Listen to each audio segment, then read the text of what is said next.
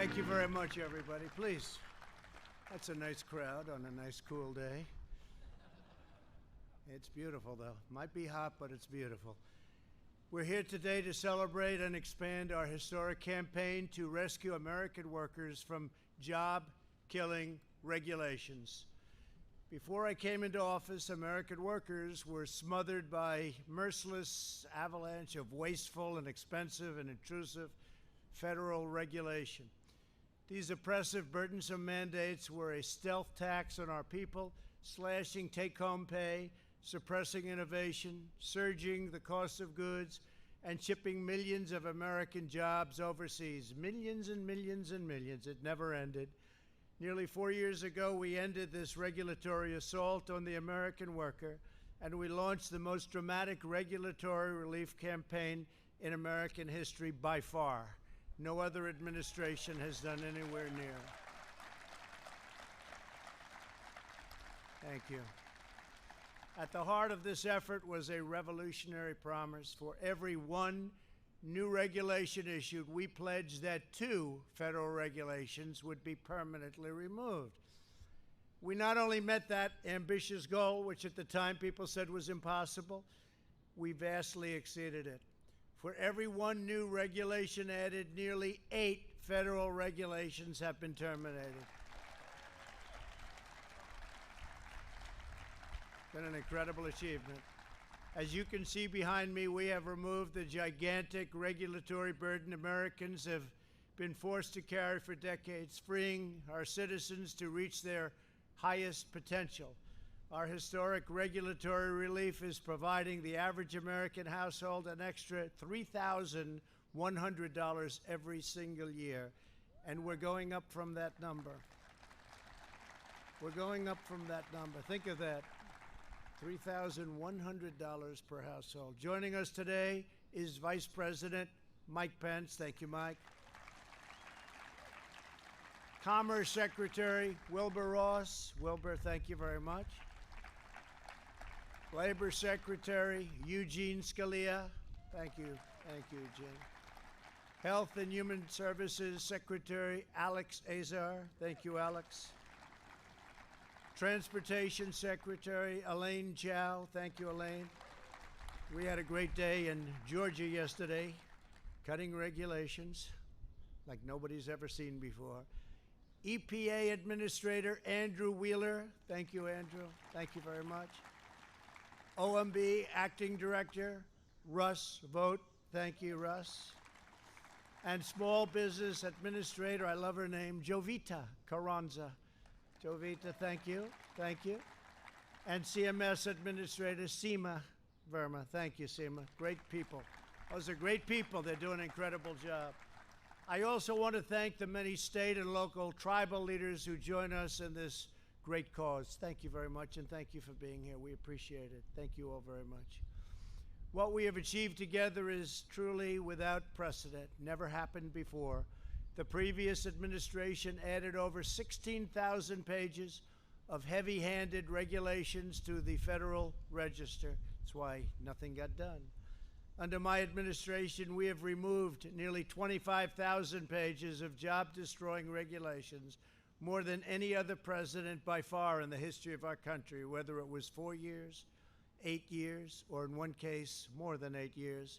The prior administration piled up more than 600 major new regulations, a cruel and punishing regulatory burden that cost the average American an additional $2,300 per year. Think of that. The average American, $2,300 regulation, hitting low-income Americans by far the hardest. These regulations also inflicted a steep economic toll on African American communities. By contrast, our reforms are putting more money into the pockets of hardworking Americans. In addition to saving every family more than $3,000 per year, my administration has just issued another reform that my Council of Economic Advisors estimates will lower the price of new vehicles by more than $2,200 per vehicle. And I think we're going to get that up to $3,500 per vehicle. It's very exciting. And by the way, the vehicles will be better, they'll be stronger, and they'll be safer. Our regulation cuts are also delivering massive savings on broadband internet services, and some home energy bills will be really historically cut. It's actually amazing. As well as historically low gasoline prices. Gasoline prices, you look today, I think it was $1.99. At the same time, we saved our oil companies. We're now the largest, since we've been here, the largest energy source in the world. Nobody's even close, so it's great. But we saved them. They had a hard time a number of months ago, and frankly, for a long time, but we've saved them. But $1.99, they were telling me, in some cases lower than that. We're bringing back consumer choice in home appliances so that you can buy washers and dryers, shower heads and faucets. So shower heads, you take a shower, the water doesn't come out. You want to wash your hands, the water doesn't come out. So what do? You just stand there longer, or you take a shower longer? Because my hair, I don't know about you, but it has to be perfect. Perfect.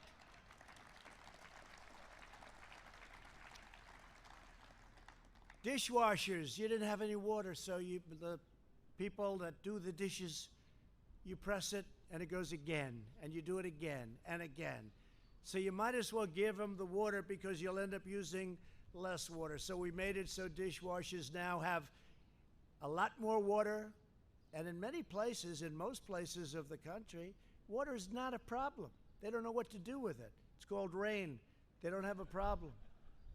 And old-fashioned incandescent light bulbs, I brought them back. I brought them back. They have two nice qualities. They're cheaper and they're better. They look better. They make you look so much better. That's important to all of us. But they're better and much cheaper. And they were mandated out, legislated out, and we brought them back, and they're selling like hotcakes.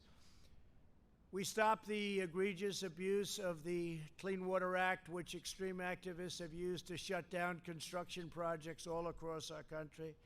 When I signed that legislation, I had many farmers and construction people standing behind me, people that haven't cried since they were a baby, some of them never even when they were a baby, and they were crying. Many people were crying. We gave them back their life. They took away their land. They took away their rights. They took away their life.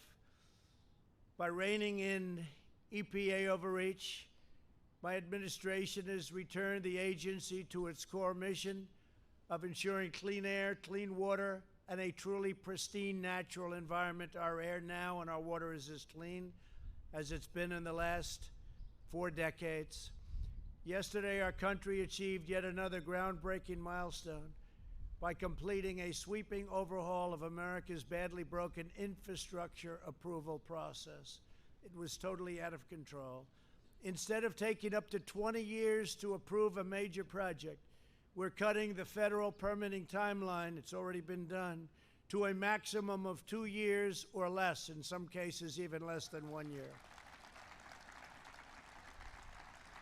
And it's possible that it won't qualify. It's possible that it won't be good environmentally or safety-wise, in which case, at least in a period of a year or two, we'll raise the hand and you won't make it. But most projects will make it, but you won't go for 10, 15, 18, or 20 years. There are many horror stories that we could relate. We're reclaiming America's proud heritage as a nation of builders. My administration has also eliminated massive regulatory barriers in our battle against the China virus. These actions save countless lives, speeding up the production of equipment. That means ventilators like nobody's ever seen before. Probably the greatest source of manufacturing, the greatest achievement since World War II. We're now making ventilators for countries all over the world. In medicine, accelerating the delivery of life-saving treatments and ensuring that we will have a vaccine in a record time. We're doing fantastically well on that. That'll be for another time, another meeting, but we are doing on therapeutics and vaccines incredibly well. No administration in history has removed more red tape more quickly to rescue the economy and to protect the health of our people. When you think of it, we are all set up that as we get the vaccine or therapeutic, and we're set up militarily. We're going to be delivering it in record time. It's all set to move. We put an investment up front, and we have logistical people, generals, great people. They're going to be delivering this all over the country as soon as we have it, and we've made tremendous progress. You've been reading about it. In total, we've taken more than 740 actions to suspend regulations that would have slowed our response to the China virus. This includes lifting restrictions on manufacturers so that our great auto workers could produce more than 100,000 ventilators. So we've done over 100,000 in 100 days. Think of that. And we didn't have ventilators. We weren't set up for ventilators. We became a country that's making a lot of them, helping so many others.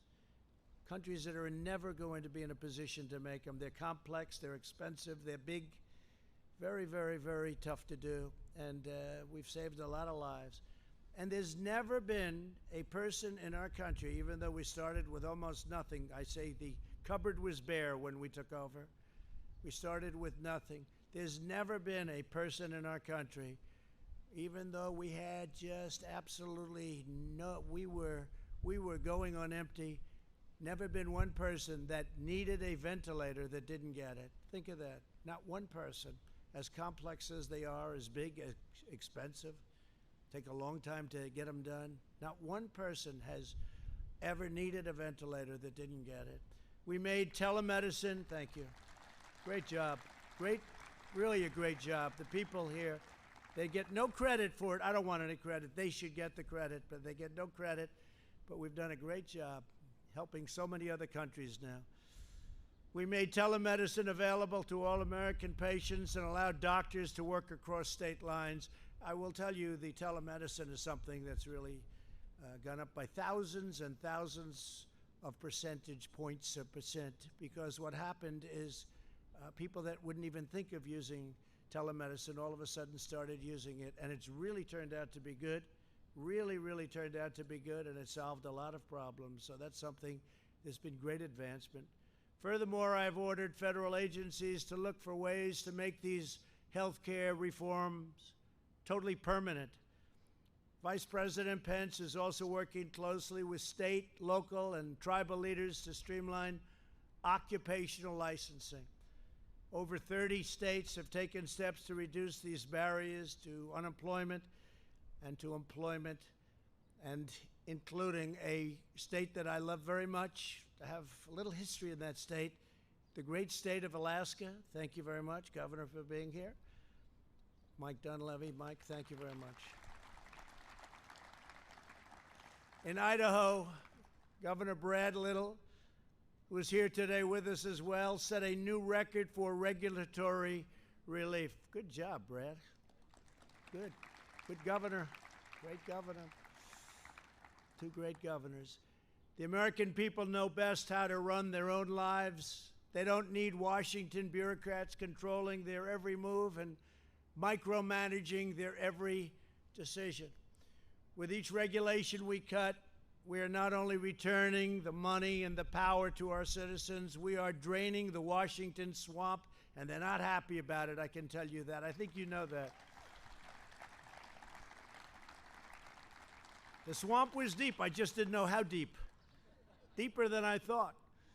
Joining us today are a few of the countless Americans who are personally benefiting from our pro-worker reforms.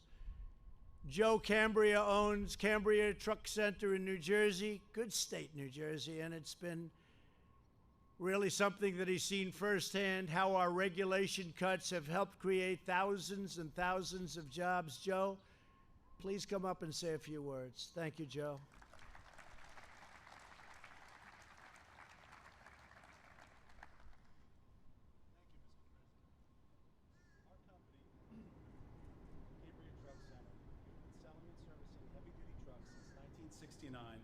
When my grandfather, uncle, and father started the business.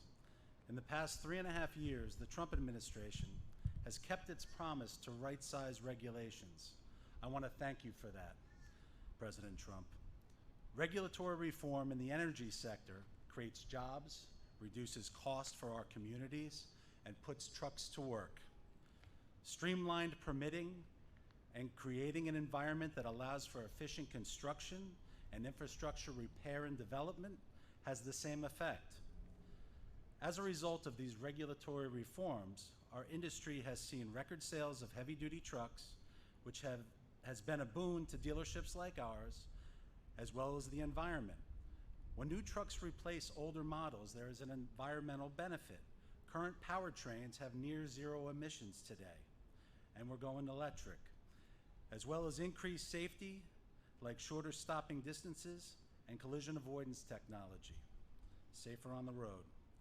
It has also been nice to hear made in the USA again. Bringing manufacturing back to our shores helps our industry and our entire country. In short, when we cut red tape, we create an economy that is responsible and sensible. We as Americans all win. Thank you, President Trump. Thank you very much. Thank you. Good job. Good job. That was easy, wasn't it? Huh? Thank you very much. Great job. Dr. Amy Johnson is a nurse practitioner in rural Virginia. Amy, please come up and share with us how important expanded health care and telehealth has been for you and your patients. Thank you. Thank you very much. Thank you, Mr. President. Good afternoon. My name is Dr. Amy Johnson, and I'm from Bedford, Virginia. Telehealth deregulation has been of substantial benefit to my colleagues and I over recent months during the COVID-19 crisis. Prior to COVID restrictions, our small local hospital that had limited access to specialty services used telehealth for neurological, mental health, and palliative care consults. However, telehealth was not something that was used within our primary care setting. Since the deregulation of telehealth restrictions and expansion of guidelines through CMS, we've had the opportunity to integrate video and audio visits as part of our patient care experience. During the COVID crisis, there were days when almost all of my visits were done via telehealth. This allowed me to continue to care for my patients, including those that were the most vulnerable, without risking exposure to illness by bringing them into the office setting. Since we've gone back to a more traditional model, we've continued to offer telehealth visits, which are a valuable option for home health and hospice patients, patients with limited mobility, and patients that remain at high risk. As a farm safety specialist, I can see the use of telehealth expanding to offer more services to our farming population and rural Americans, including much needed mental health services, which are unfortunately very sparse. In addition, access to primary care and to specialty services can be improved in medically underserved areas with deregulation and the use of telehealth services by healthcare providers, increasing the use of preventative healthcare modalities, allowing for more intensive management of patients with chronic diseases, and decreasing healthcare disparities. Thank you, Mr. President. Thank you very much. Great job. Thank you. So that's been a great help to you. Telehealth, it's been an incredible thing. Great job. Thank you very much. Jim Chilton is a rancher from Arizona who was crushed by the Obama-Biden administration's ridiculous Waters of the United States rule. It's been a catastrophic rule, but it's gone now, which gave bureaucrats power to regulate every puddle on private land as though it were a lake. Jim, please come up and tell us of your experience, which I know wasn't a good one, but it's a good one now. Please.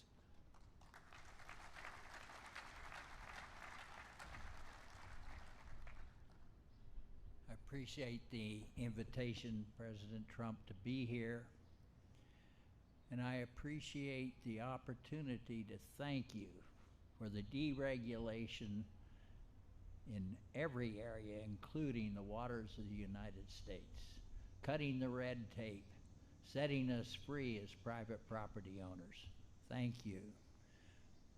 Our ranch has approximately 100 dry washes flowing across it. These are little washes with no water. The Corps of Engineers and the Environmental Protection Agency, who wrote the Obama 2015 regulations, ruled that any dry wash that had more than 12 inches of sand in the bottom became a water of the United States. Hence, we were subject to regulations and oversight from Washington, D.C. and San Francisco. It was outrageous. I believe that the 2015 rules and regulations were overreaching, caused red tape, and threatened me and other farmers, ranchers, businessmen, and landowners with the possibility of going to jail and facing huge fines. Thank you, Mr. President, for the navigable water protection rule that you promulgated.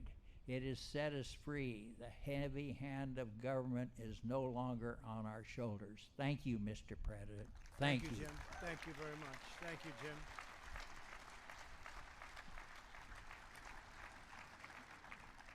That was my honor, Jim, and thank you very much. It's terrible. It was that you had to suffer so long. They took your property away from you.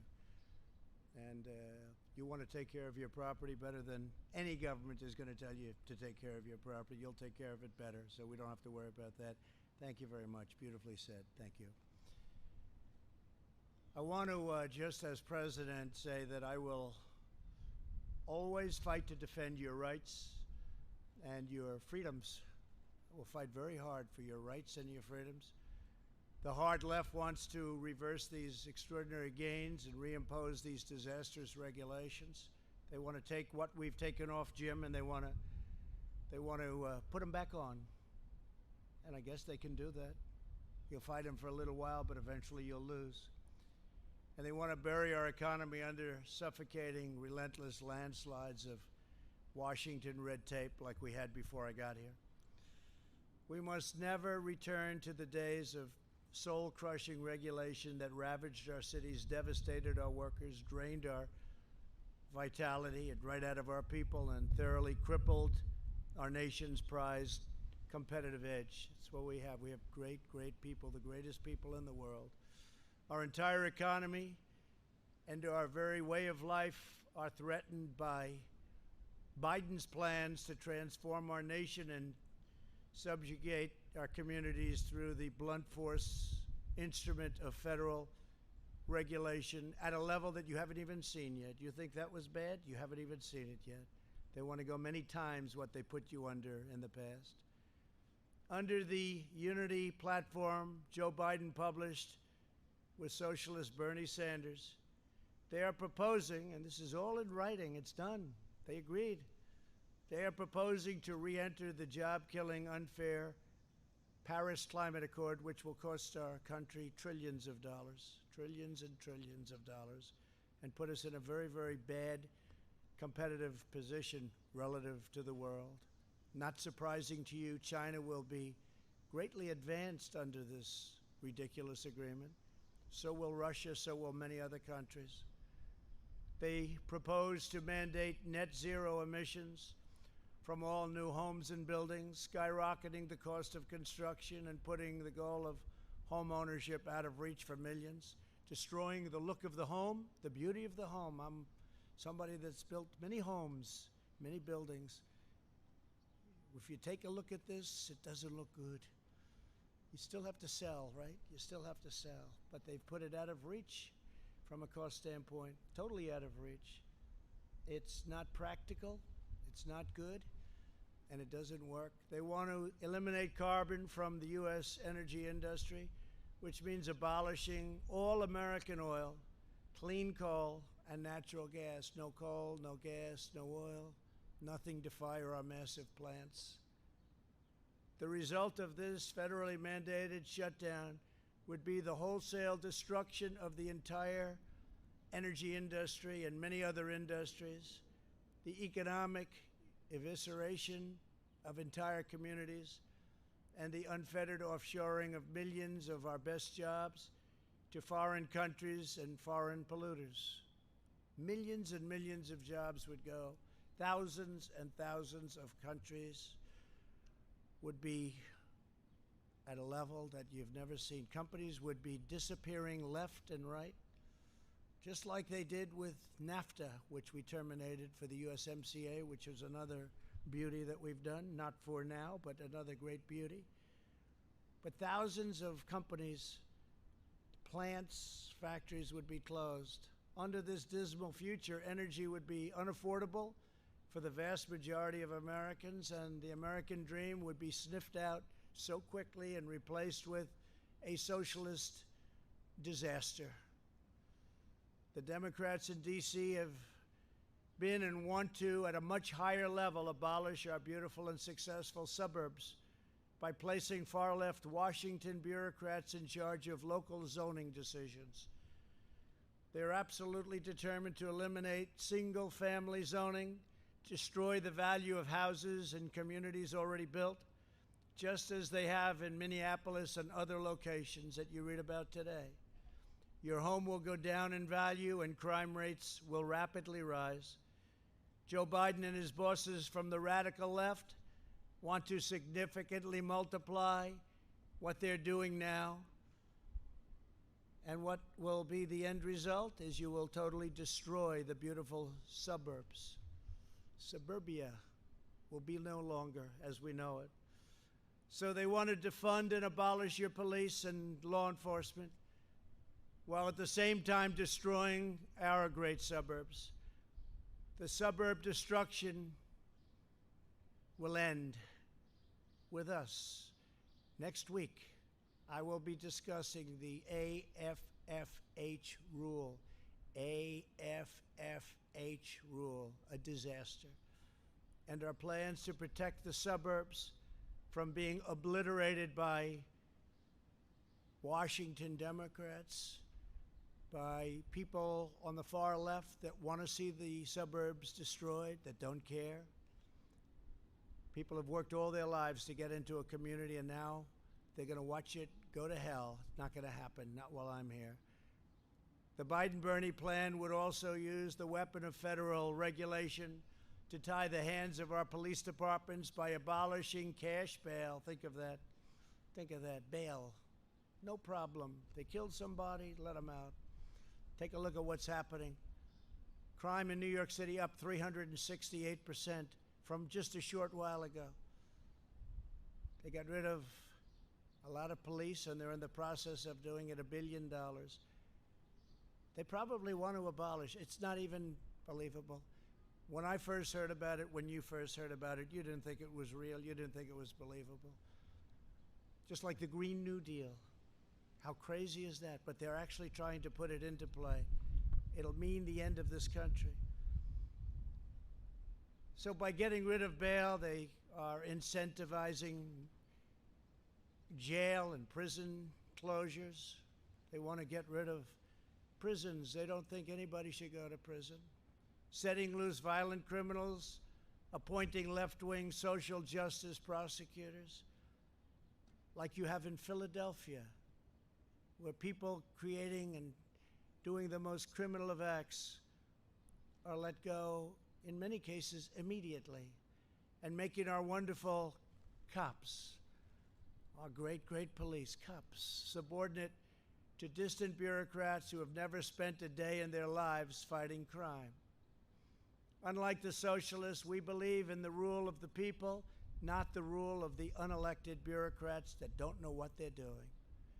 We believe in the dignity of the individual, not the iron grip of the state. Our regulatory reforms are vital, not only to the success of our economy, but the strength of our democracy and the survival of liberty itself. My administration will continue pressing forward until we have made every last vestige of Washington fully, completely, and totally accountable to the citizens of the United States. We are putting our faith in the workers who power our country, the doctors who care for our country, the truckers who sustain our country, and the farmers and ranchers who preserve our country in all of its majestic beauty. The American people are the ones who made our nation great, and together we will make it greater by far than ever before. God bless you, and God bless America. Thank you very much for being with us. Thank you very much. Thank you. Thank you very much. Thank you.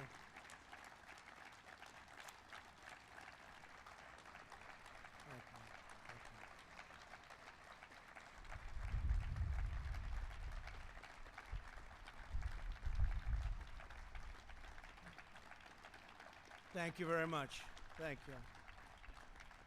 We must have said something right. I guess we said it absolutely right. It's about our country. It's about our country. We want to be strong. We want to respect everybody, but we have to have strong law enforcement, and that's taking place in the areas that we're responsible for. We want others to call us for help. There's nothing wrong. Let Chicago call. Let Seattle call. We were going into Seattle, all set to go, and then they did it themselves. They heard we were coming in, and the hands went up. They gave up. I mean, it's so terrible when you see what's happening. Minneapolis, we said, get the guard in there. 3 nights, get the guard in, get the guard. We got the guard in. The National Guard, they've done a fantastic job. As soon as they showed up, it was like a knife cutting through butter. You saw that, right? After 4 days of horror. It wasn't the police's fault in any of these places. They were told to leave. The police are, generally speaking, they do a great job. They were told to leave, but you saw what happened. Minneapolis, grab your gun and run. That's not what they wanted to do. But the National Guard came in, and we did a great job. No problem after that, do you notice? We just passed a statues and monument executive order, and they were going wild. They see that beautiful, look at it right there, it's so beautiful, the Washington Monument. If they had their choice, they'd take it down, and I guarantee you they'd rename it. They want to rename it. They want George Washington out. They want Thomas Jefferson out. They want Abraham Lincoln out. They want abolitionists out. They don't know what they want. They just want to destroy our country. We're not going to let it happen. We're not letting it happen. So I'd now like to ask Vice President Mike Pence to say a few words. Thank you, Mike. Thank you.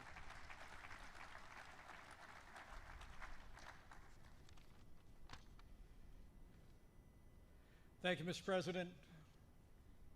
It's a privilege to be with you today. Thank you for bringing together all these great, hardworking Americans, to be able to hear their stories, to be able to reflect on the fact that before the coronavirus hit our country, thanks to your leadership, we built the strongest economy in the history of the world.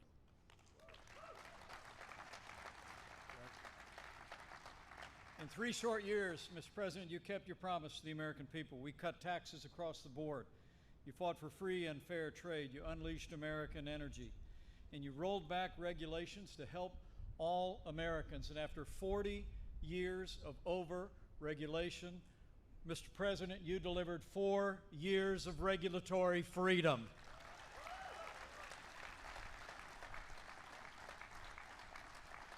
And in our first 3 years, the results were extraordinary.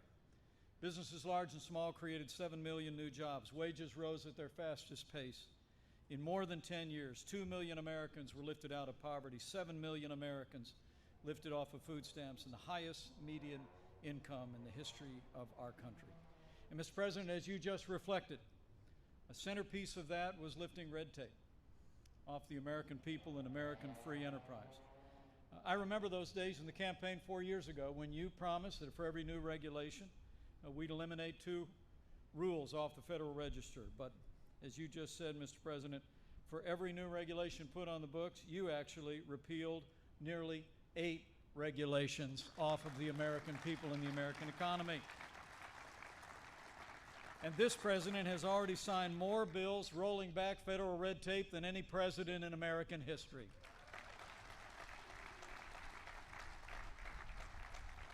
tell us that we've saved $220 billion in our economy, and as you said, more than $3,100 for every American household. And beyond all of that, the regulatory reform now has America as the largest supplier of oil and natural gas in the world and a net exporter of energy for the first time in 75 years. That's what your deregulation agenda delivered. And today, Mr. President, as we continue to respond to the coronavirus pandemic, at your direction, we're ensuring that our states, our hospitals, and our extraordinary healthcare workers have not only the supplies they need, but the freedom and the flexibility to give every American the same level of care that each one of us would want a family member to have. And as we meet this moment in this pandemic, we're also opening up America again. It's extraordinary to think, Mr. President, at the height of this pandemic, our economy had lost 22 million jobs, but because of the strong foundation that you laid of less taxes and less regulation, in 2 short months, May and June saw record-breaking job creation. We've already added 7 million jobs back to the American economy, and we're just getting started. This record job growth, Mr. President, is a tribute to the resilience of the American people, the strength of their character. It's a resilience to your leadership, to the agenda that you advanced in our first 3 years. But as you said, Mr. President, it's also a tribute to governors across the country who not only supported your agenda, but also in more than 30 states, governors actually delivered on that same agenda of less taxes and less regulation. And while I've been leading the White House Coronavirus Task Force, it's also been my honor, Mr. President, to lead the governor's initiative on regulatory innovation and to work with these extraordinary governors. The truth is, because of your leadership and example, governors across the country have been reducing the burden of regulations at the state level. And that's what's contributed to the strong foundation on which we are standing, and the American recovery has already begun. Fortunately, as you mentioned, we have 2 of those great governors with us today.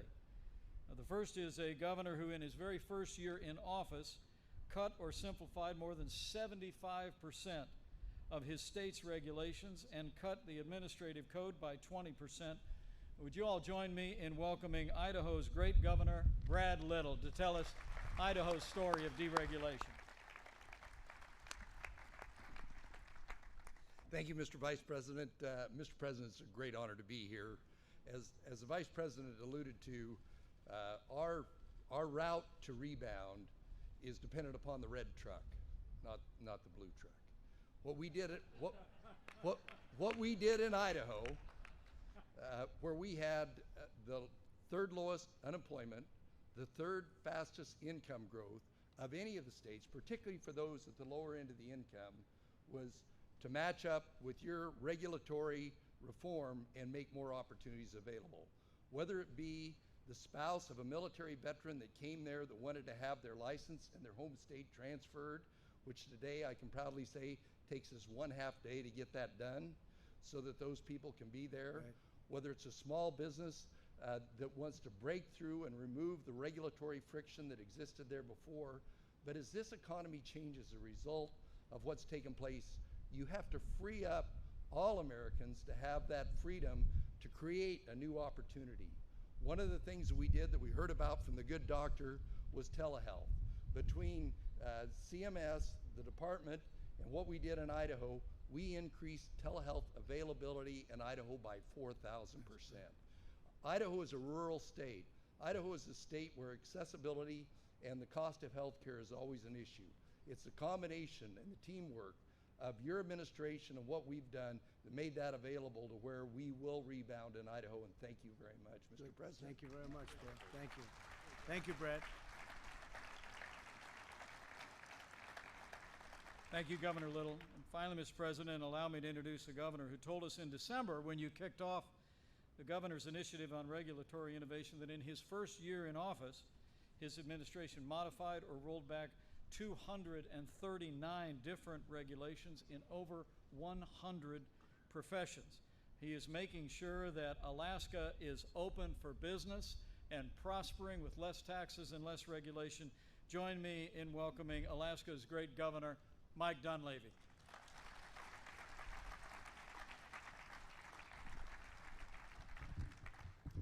Thank you, Mr. Vice President, and thank you, Mr. President, for having us here today.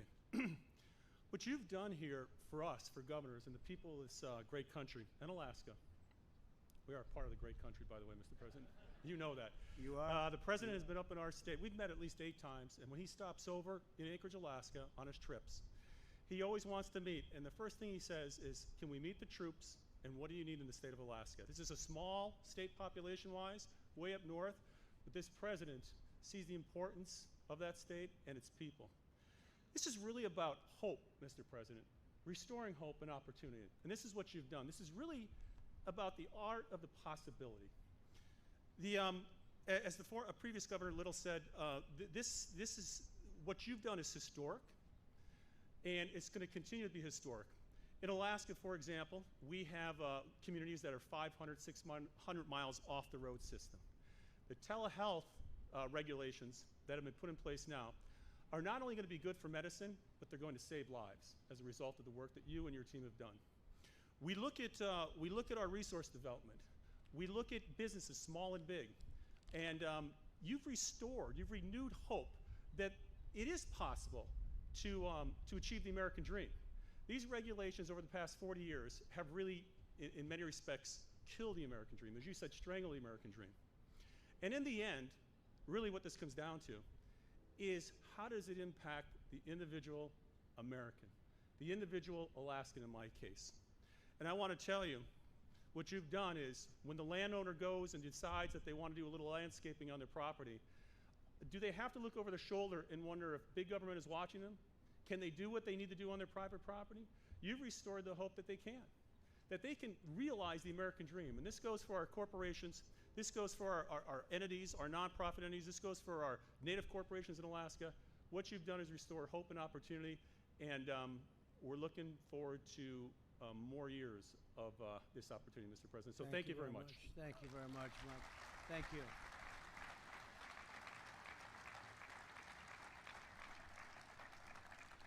So we have many exciting things that we'll be announcing over the next 8 weeks, I would say. Things that nobody has even contemplated, thought about, thought possible, and things that we're going to get done, and we have gotten done. We've started in most cases, but it's going to be a very exciting 8 weeks.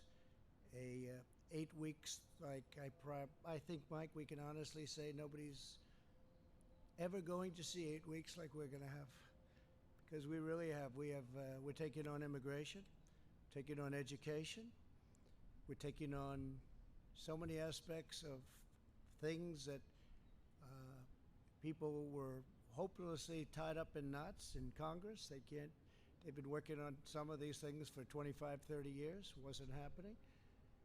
But you'll see levels of detail, and you'll see levels of thought that a lot of people believed very strongly we didn't have in this country. We're going to get things done.